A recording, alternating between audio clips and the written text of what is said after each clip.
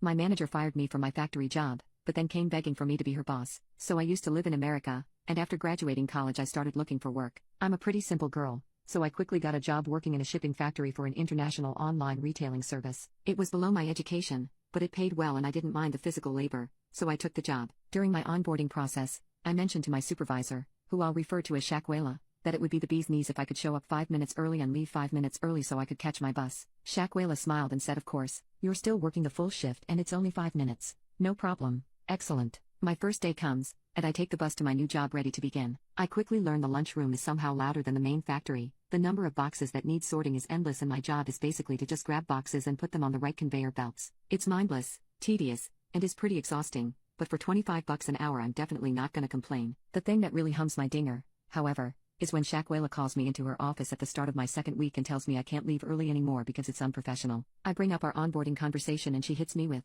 "But is that in your contract?" Touché, Shakwela, touché. I shrug and get back to work, because that's life for ya, but I immediately start looking for other work. By making me stay the extra 5 minutes, Shakwela makes me miss my bus and turns an hour-long trip into a 2-hour trip. This really gets my undies in a knot, because this girl needs her downtime after sorting boxes for 12 hours. About a month later Shakwela goes around firing lots of people because the company wants to save money. Since I've been looking for other jobs, I'm a prime candidate to be let go. She gives me my 2 weeks notice and says I'll never get another factory job because of Shakwela's contacts. As she skips off, I'm not joking, to fire the next poor soul. I start to think that she's probably right. I'm a college girl in a big world, I've got no idea what I'm doing. Among the disgraced is a regional sales manager that speaks fluent Spanish, so he handled most of the communications between our factories and the ones across the southern border. This is more important because now a significant portion of the company's market cannot receive packages, so they need to find someone who knows business and can speak Spanish. But wait, I'm Venezuelan and graduated with a bachelor's degree in business management. Shakwela remembers this also, and now the fun begins. She reaches out and asks me to fill in until they can find a suitable replacement. Come on,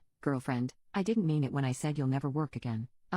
Sure. The vindictive side of me wanted to point out that she had fired me, that I wasn't her friend and that it definitely wasn't in my contract, but the practical side that knew I needed money won out, so I agreed to help. Here's where things get fun. I'm still being paid the same rate from when I was a factory worker, so whenever the friendly Spanish business managers ask for my title, I tell them I worked as a factory grunt. They ask why a lowly factory worker is negotiating with them, and I simply explain that the regional manager was let go and I was filling in until a replacement could be found. It's all true, but it's also a massive red flag, which usually ended up killing any deals I was asked to mediate. Naturally, this sent the higher-ups into a headless chicken spiral, and they kept asking why I was telling their business partners that I was a factory worker. I'd reply that I was a factory worker, I was being paid as a factory worker, and that it wouldn't be in good faith to negotiate with someone who didn't know who I was. They, for some reason, couldn't get someone to fill my position, so after about a week of working as an intern they asked if I wanted to work the job full-time. The position, which I was in no way fully qualified for, came with reduced hours, a hefty pay increase, and best of all, I would get to be Shakwela's immediate supervisor. Being a simple girl in a complicated world, naturally I said yes, and the look on Shakwela's face when I introduced myself as her new boss gave me the spirit energy I needed to get through the necessary training and officially accept the job. For 10 glorious years I worked that job, and though I no longer work on that side of the border I still remember my first job as a regional manager for an international online retailer.